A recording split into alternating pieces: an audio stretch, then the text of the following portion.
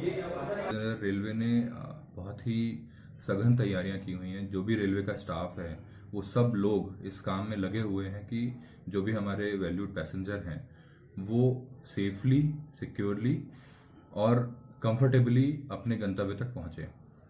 त्योहार के सीजन में, खासतौर से दिवाली और छठ के सीजन में, हम लोग देखते हैं कि जो हमारा नॉर्मल पैसेंजर ट्रैफिक है उसके कई गुना ट्रैफिक हमें इमीडिएटली जो है वो मिल जाता है। और उसकी वजह से जो उस इंक्रीज को कोप करना और उस इंक्रीज जो वॉल्यूम है, पैसेंजर वॉल्यूम्स है, उसको कंफर्टेबली कैरी करना, ये एक बड़ा चैलेंज बन जाता है। तो इसके लिए जो भी हमारा रेलवे का स्टाफ है उनको सेंसिटाइज करना कि पैसेंजर्स के साथ किस तरीके से बिहेव करें, पैसेंजर के साथ किस तरीके से बिहेव करें, उनको कैसे गाइड करें, उनको कैसे काउंसिल करें और साथ साथ उनको कैसे रेगुलेट करें। क्योंकि जब हम देखते हैं कि जनरल कोचेस में एक साथ एक भीड़ का वो आलम हो जाता है कि एक साथ छोटे दरवाजों से सब लोग घुसने की कोशिश करते हैं, तो उसमें उनको क्यू बना के रेगुलेट करके हमारा आरपीएफ स्टाफ लगातार खड़ा कराने की कोशिश करता है। उसके अलावा जो हमारे टिकट चेकिंग के स्टाफ हैं वो लगातार गेट पे और बुकिंग पास गाइड करते हैं कि आप गाड़ियों का प्लेटफॉर्म कैसे है, कहाँ पे गाड़ियाँ आएंगी, और जो भी उनको रिक्वायरमेंट इंफॉर्मेशन की है वो उनको प्रोवाइड कराई जाती है। इसके अलावा जो पैसेंजर हमारे एक जो काफ़ी सारा सामान जिनके पास साथ में होता है, तो एक साथ वो सामान को कैसे एडजस्ट करना है ट्रेन के अंदर में, ताकि वो बाकी जो उनके दूसरे सहयात्री हैं उनके लिए परेशानी का सबब ना बने, उसके लिए भी लगातार रेलवे स्टाफ ट्रेन में चढ़ के वो एडजस्टमेंट वगैरह कराते हैं। तो रेलवे स्टाफ की तरफ से बहुत ज़्यादा इस उनकी जो पैसेंजर्स की जर्नी है उसको कंफर्टेबल बनाने के लिए कोशिश की जाती है। लेकिन जो पैसेंजर वॉल्यूम है, जो इंक्रीज है, उसको हमेशा एडजस्ट कर पाना संभव नहीं हो पाता है। तो इसलिए हम लोगों ने फिर एडिशनल ट्रेन भी प्लान की इस बार काफ़ी। जो हमारे रेगुलर ट्रेनें जो हैं ईस्ट बाउंड डायरेक्शन में, उनके अलावा हमने ईस्ट बाउंड डायरेक्शन में लगभग 50 पेयर्स एडिशनल प्लान किए हैं।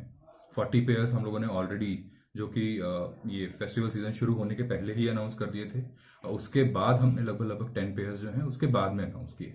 ये सिर्फ फिरोजपुर डिवीजन का फिगर मैं आपको बता रहा हूँ। इसके अलावा दिल्ली और अंबाला एरिया से हमने फर्दर काफ़ी passenger train, special train plan की थी, सरहिंद से, चंडीगढ़ से, नई दिल्ली से। और इन एरियाज को कनेक्टिविटी देने के लिए हमारी regular train, demo train run कर रही थी, ताकि जो पैसेंजर फिरोजपुर एरिया में नहीं अगर किसी तरीके से बोर्ड कर पा रहे हैं तो वो दिल्ली जाके कंफर्टेबली अपने डेस्टिनेशन से वहां पे बोर्ड कर पाए। मेजर जो फेस्टिवल स्पेशल ट्रेन प्लान की गई थी वो दिल्ली एरिया से, दिल्ली आनंद विहार एरिया से ही प्लान की गई थी।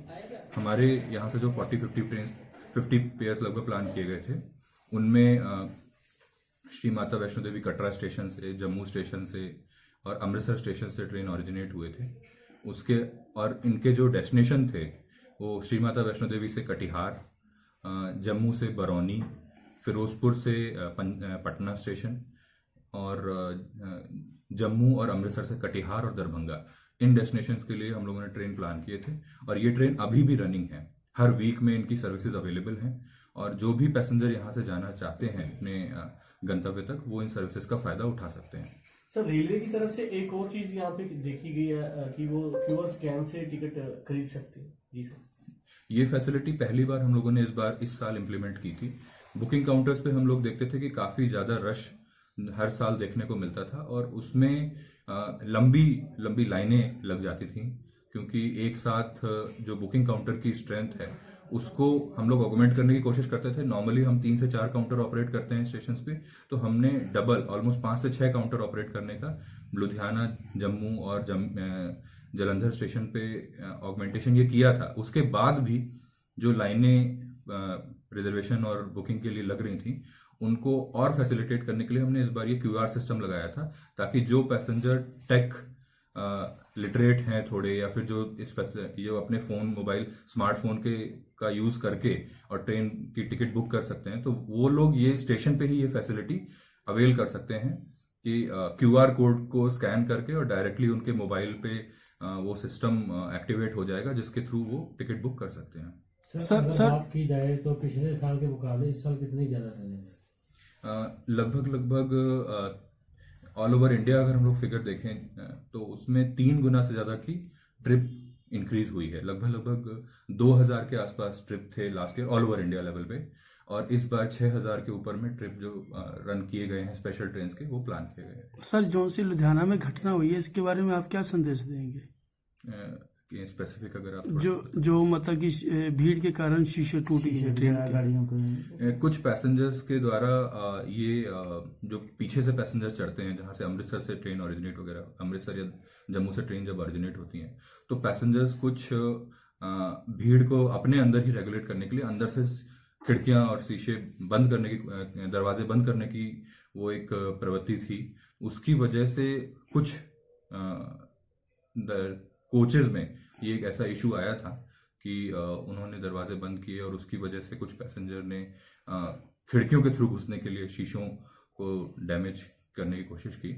लेकिन वो हमारे रेलवे स्टाफ के इंटरवेंशन से वो इशू इमीडिएटली सॉल्व कर लिया गया था। बाद में शीशे जो दरवाजे हैं वो खुलवा दिए गए थे, और स्टाफ पूरी तरह एक्टिव है, फील्ड पे अवेलेबल है। लगातार ऑफिसर्स भी फील्ड में जा रहे हैं। डीआरएम साहब ने भी लुधियाना और डंडारी स्टेशन का दौरा किया था। वहां पे जो भी आवश्यक दिशा निर्देश हैं भीड़ को कंट्रोल करने के लिए, वो भी दिए गए थे। तो लगातार रेलवे के स्टाफ की, ऑफिसर्स की प्रेजेंस फील्ड में बनी हुई है। कोई भी ऐसी इंसिडेंट जैसे ही अराइज होता है उसको इमीडिएटली एड्रेस करने की हम लोग पूरी कोशिश करते हैं। ਜੇ ਗੱਲ ਕੀਤੀ ਹੈ ਇਟਾਵਾ ਦੇ ਵਿੱਚ ਵੀ ਜਿਹੜਾ ਵੱਡਾ ਹਾਦਸਾ ਹੋਇਆ ਰੇਲ ਟ੍ਰੇਨ ਜਿਹੜਾ ਕੀ ਚੱਲੀ ਹੈ, ਤਾਂ ਇਸ ਨੂੰ ਲੈ ਕੇ ਕੀ ਮੈਸੇਜ ਦੇਣਾ ਚਾਹੋਗੇ ਲੋਕਾਂ ਨੂੰ? जो भी पैसेंजर्स हमारे इस टाइम पे ट्रैवल कर रहे हैं, एक प्रवृत्ति ये देखी जा रही है कि वो अपने साथ में अपना पूरा घर का सामान और इन्फ्लेमेबल आर्टिकल्स जो कि इमीडिएटली आग पकड़ सकते हैं, उस टाइप के आर्टिकल भी लेके साथ में चल रहे हैं। इसके लिए हम लोग लगातार ये अवेयरनेस कैंपेन चला रहे हैं। साथ साथ आरपीएफ के जो स्टाफ हैं वो लोगों के, पैसेंजर्स के सामान को स्कैनर्स के थ्रू चेक भी कर रहे हैं। लेकिन हमारी तब भी ये सभी लोगों से अपील है कि कोई भी इन्फ्लेमेबल आर्टिकल अपने साथ ट्रेन में लेके ना चलें, क्योंकि कब कोई इसमें दुर्घटना की संभावना जो है वो दुर्घटना में परिणत हो सकती है। ये एक सबके लिए जान माल की हानि का एक सबब बना रहता है। तो इसलिए सभी लोगों से ये अपील है कि कोई भी इन्फ्लेमेबल आर्टिकल, पटाखे, सिलेंडर्स, गैस सिलेंडर्स, स्टोव्स, ये सब लेके ना चलें, और सेफ और सिक्योर यात्रा अपने लिए भी और अपने साथ के जो सहयात्री हैं उनके लिए भी इंश्योर कराएं।